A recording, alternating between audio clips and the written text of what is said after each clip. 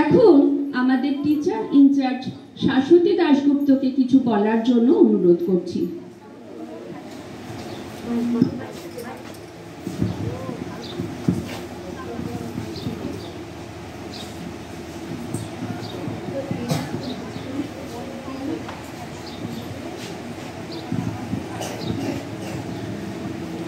আজ আমরা রবীন্দ্রনাথ ঠাকুরের জন্মদিন পালন করবার জন্য এখানে সবাই মিলিত হয়েছি, তাই তো? তোমরা সবাই সেজে গুজে সকালবেলা এসছো, রবীন্দ্রনাথ ঠাকুরের জন্মদিন পালন করতে এসছি।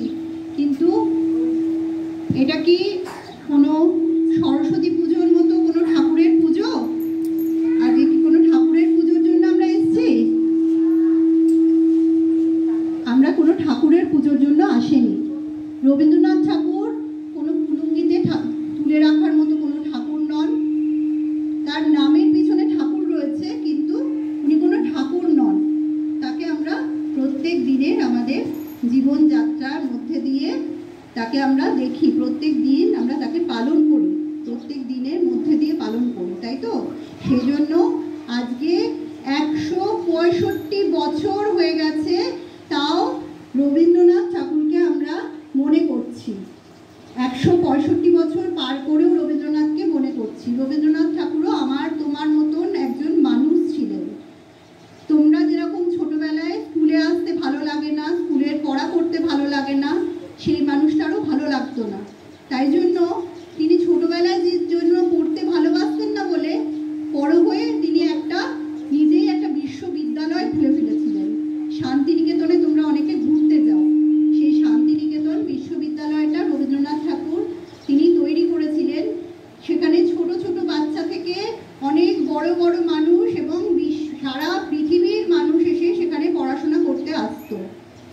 একদিন সেই শান্তিনিকেতনে একজন বুড়ো মাস্টার মশাই তিনি পড়াতে আসলেন।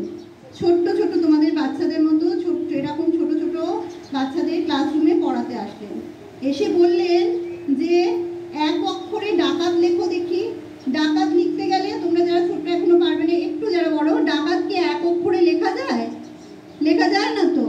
তখন উনি কি করলেন, যে এরকম একটা বোর্ডের মধ্যে উনি এরকম ভাবে ডা লিখলেন, দয়া করে ডা লিখলেন, লিখে বোর্ডটাকে কাত করে দিলেন, দিয়ে বললেন দেখো ডাকাত হয়ে গেল।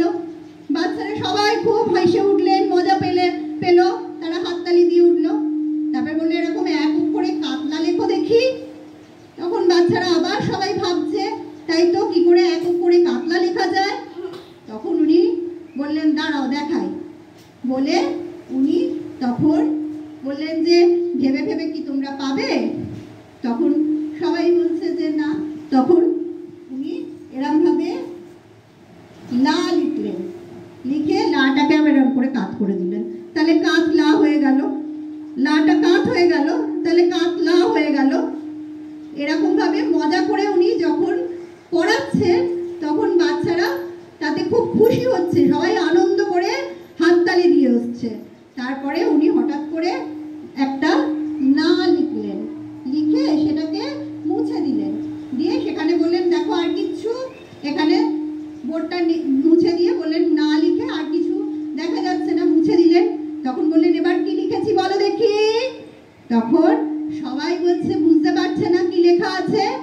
তখন উনি বললেন এখানে লিখলাম কা নাই, মানে কাটা আর নেই ওখানে, কা লিখে উনি মুছে দিয়েছিলেন। কা লেখা বোর্ডটা মুছে দিয়ে বললেন কা নাই, সরি আমি ওখানে না লিখেছিলাম, ওখানে কা লিখে উনি মুছে দিয়েছিলেন বোর্ডটা, বললেন কা নাই।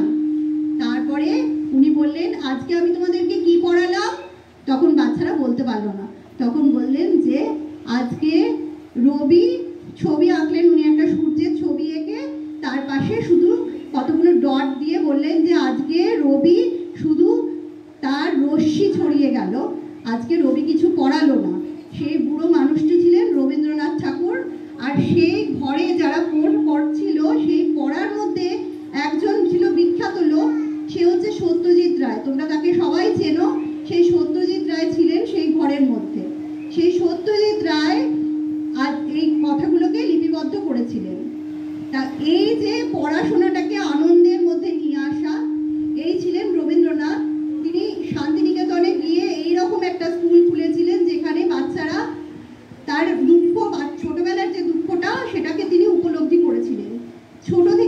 তাকে প্রত্যেকটা জিনিস প্রচণ্ডভাবে নাড়া দিত।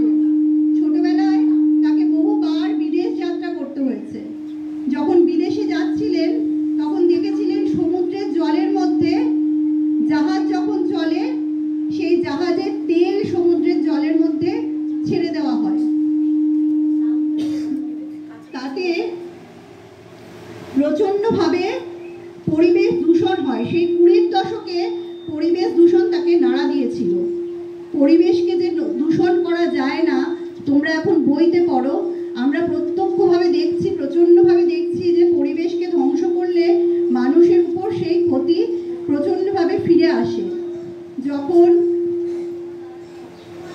যখন আমরা এগুলো প্রত্যক্ষ করছি, তার বহু বছর আগে যখন 20-র দশকে, তখন থেকে তিনি দেখে গেছেন যে পরিবেশ দূষণ নিয়ে তিনি লিখেছেন। তিনি যখন বিদেশে ছিলেন তখন তিনি রক্তকরবী নাটক লিখেছেন। সেখানেও দেখেছিলেন বিদেশে যে কিছু বলার আছে আপনার, যদি থাকে তাহলে এসে বলুন, এখানে ডিস্টার্ব করবেন না। এই জন্য আমরা গার্জেনদেরকে অ্যালাউ করি না, আমাদের সেই পরিসর নেই, তাহলে বাচ্চাদেরকে আমরা আলাদা জায়গায় রাখতাম। এখানে অভিভাবকরা যদি গার্জেনদের উপরে এই বাচ্চাদের সঙ্গে এভাবে কথা বলেন, আমাদের মানে অনুষ্ঠানটা চালিয়ে নিয়ে যেতে অসুবিধা হবে। এখানে শিক্ষিকারা আছেন, শিক্ষিকারা দেখবেন। আমরা খুব সংক্ষেপে বিষয়টাকে শেষ করব। তো আমরা কি বলছিলাম যে তারপরে উনি দেখলেন যে একটা গাছ, বড় গাছ কেটে নিয়ে যাওয়া হচ্ছে। সেটা দেখে ওনার মনে এত ব্যাপারটা নাড়া দিল, তখন উনি রক্তকরবী নাটকটা লিখলেন। এই পরিবেশ দূষণ বা এই গাছ কাটাটাকে দেখে, এই যে মাটির থেকে গাছকে উপড়ে নেওয়া, সেটা তার মনের এমনভাবে নাড়া দিল, তখন উনি সেটার থেকে অনুধাবন করলেন যে এই যে শাসকেরা যে মানুষের উপর, শোষিত মানুষের উপর যেভাবে নিষ্পেষণ করে, সেটা যে কত বড় ক্ষতি করে পৃথিবীর, সেটাকে নিয়ে তার এই রক্তকরবী নাটক। তিনি গান্ধীজিকে মহাত্মা নাম দিয়েছিলেন। গান্ধীজি তার খুব প্রিয় মানুষ ছিলেন। কিন্তু যখন একবার 1930 সালে ভূমিকম্প হয়েছিল, ভূমিকম্পে ওই মানে বহু ক্ষতিগ্রস্ত হয়েছিল। 30 সালে ভূমিকম্প একটা খুব ভয়াবহ ভূমিকম্প হয়েছিল, কিন্তু সেটাকে গান্ধীজি বলেছিলেন এটা মানুষের পাপের ফল। তখন গান্ধীজিকে সরাসরি উনি বলেছিলেন যে মহাত্মা, আপনি এটা ভুল শিক্ষা দিচ্ছেন, অবিদ্যা শেখাচ্ছেন, এটা পাপ পুণ্যের ফল না, এটা ফলিত বিজ্ঞান। ভূমিকম্পটা ফলিত বিজ্ঞান, আপনি ফলিত বিজ্ঞানটাকে পাপ পুণ্যের কথা বলে মানুষকে ভুল শিক্ষা দিচ্ছেন, অবিদ্যার শিক্ষা দিচ্ছেন। তাহলে আজকে 2025 সালে দাঁড়িয়েও আমরা দেখতে পাচ্ছি যে অবিদ্যার শিক্ষা চারিদিকে ছড়িয়ে পড়ছে।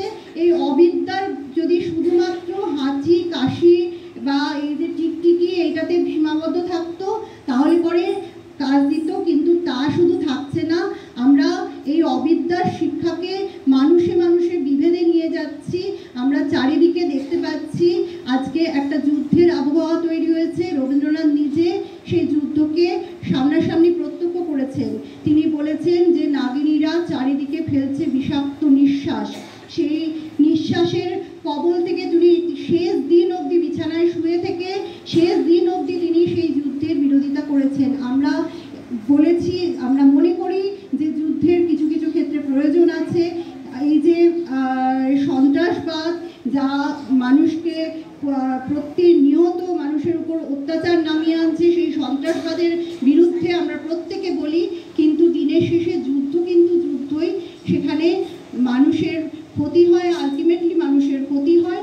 সেখানে আমরা একদিকে রবীন্দ্রনাথকে মান্যতা দিচ্ছি, রবীন্দ্রনাথকে মনে করছি, আবার তার সাথে সাথে মানুষে মানুষে বিভেদ, তারকেও আমরা সমর্থন করব। সেটা কিন্তু নয়, ছোট থেকে আমাদের এই পুরী যারা রয়েছে তাদের মনে কিন্তু আমরা বিভেদ বৈষম্যকে কিন্তু কখনোই স্থান দিতে পারি না। যখন আমরা রবীন্দ্রনাথকে পালন করি, যখন রবীন্দ্রনাথ আমাদের সঙ্গে যদি থাকেন, তাহলে কিন্তু বিভেদকে ভুলতে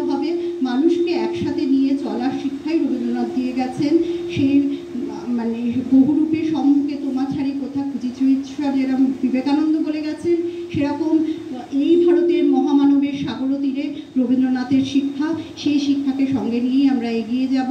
প্রতিদিনও তব গাথা গাবো আমি সুমধুর, তুমি দেহ মোরে কথা, তুমি দেহ মোরে সুর।